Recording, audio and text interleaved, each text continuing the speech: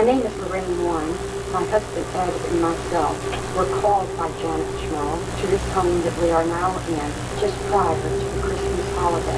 On January 17th, we visited this home for the very first time, interviewed the families concerning the phenomena that was taking place to them.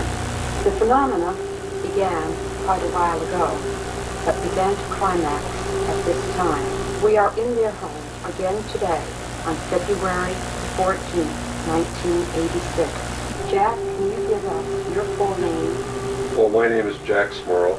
This is my wife Janet Smurl. Daughters Dawn, Heather, Shannon, Karen are twins. I would say that the house was haunted. You do believe your home is haunted? Absolutely.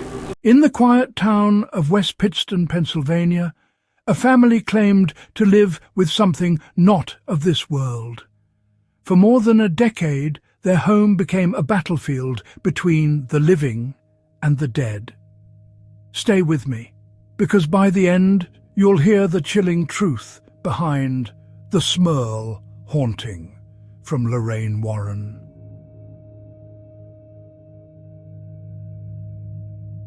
It started in 1974, when Jack and Janet Smurl moved into what seemed like a normal duplex home. They dreamed of peace. But within months, walls began to bang, voices echoed, and shadows crawled where light couldn't reach. Now, there has been many strange experiences with the dog.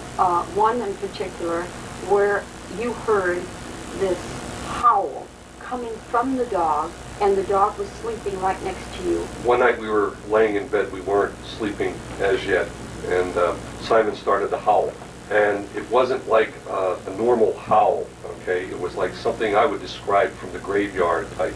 Very hair-raising type howling, and it lasted for a long time, over a minute, okay?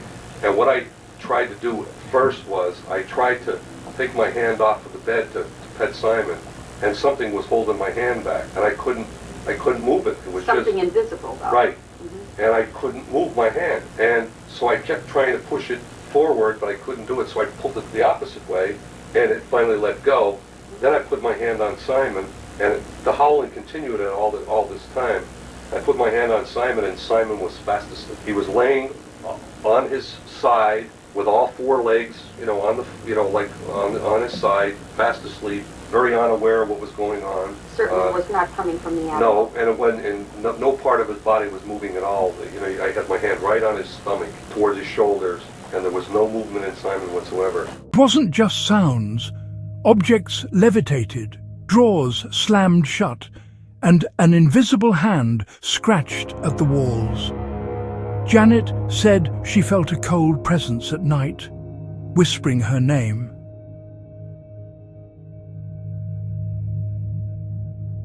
Neighbors refused to enter the house. Even their children began describing faces in the mirrors. The smell of rotting flesh filled the air, yet there was nothing there.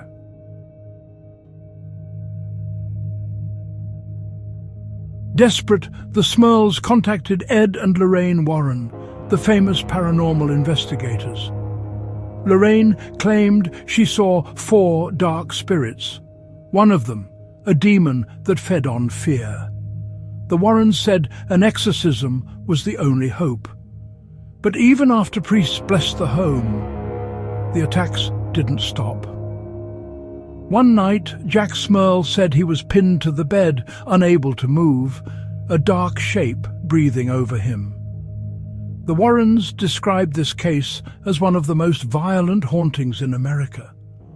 The Smurls eventually left their home, never to return. But the strange activity continued for the next family that moved in. To this day, no one knows what truly happened inside. Okay, Lorraine. We're in the home of Janet and Jack Smurl in Pittston, Pennsylvania. I don't really remember on the tape earlier getting the full address of this home, which is at 330 Chase Street, West Pittston, Pennsylvania. It is February 14th, 1986. The living room that we are in, we gave reference in in the interview to a lamp that had a three-way switch on it, although there was not a three-way bulb in it, that would keep going on and off. The door just behind you, Al, is the door that the family on many occasions not only would find ajar, but would actually find open against that wall. We'll now go on to the second floor level where most of the phenomena that has occurred has actually taken place. Members of the Smurl family, Dawn, the twins, Heather, their German Shepherd, Jason, are all sitting here. These are the four children, their dog, and of course, Janet Smurl. Hey, Jason. Mom, I have to go to the bathroom. I want to go now. Wait, Mom, I have to go to the bathroom. Notice that this stairway, as you're coming up, is very, very narrow. Now, Jack was sitting on the very top step. One of our researchers was perhaps in this area, talking to Jack. They watched the dog, Jason, who is a full-grown German Shepherd, walk across. He wasn't coming down the stairs. He would have had to pass the two men in water to come down the stairs. And Jack decided to call the dog because he couldn't see him for a couple of minutes. And the dog came from downstairs. No possible way that the dog could have gone from where he was up here. There was no other way for him to come from this level down without using these stairs, and he did not.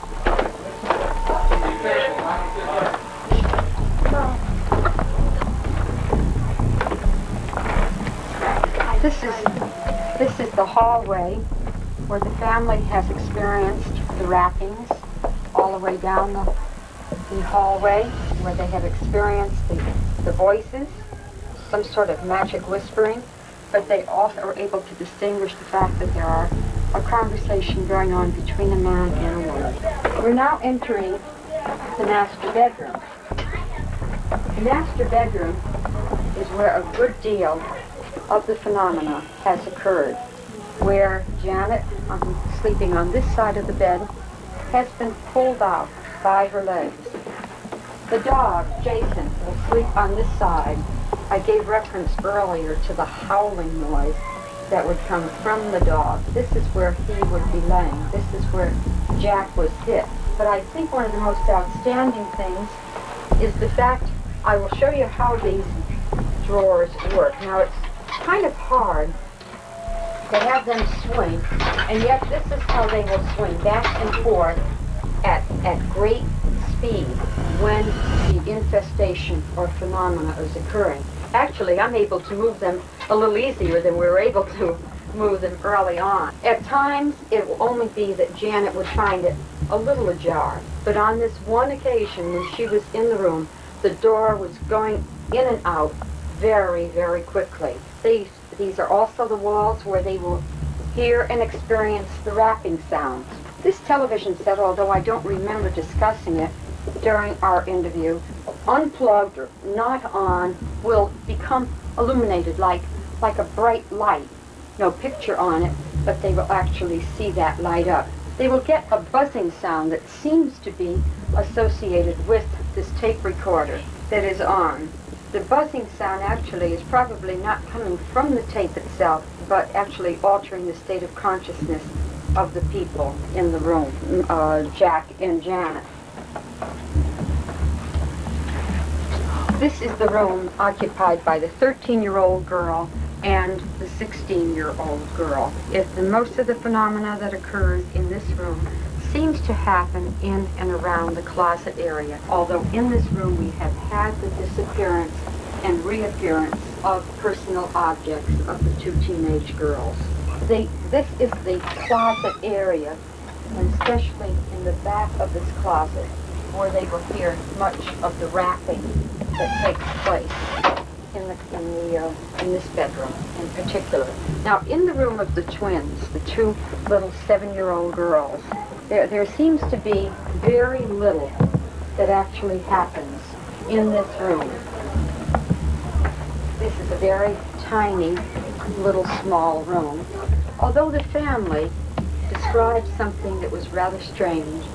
When they first purchased this home, this room was a little bit larger, but they have enlarged their bathroom, which has kind of reduced the size of this room. But it was on this wall when they first moved in that there was an opening.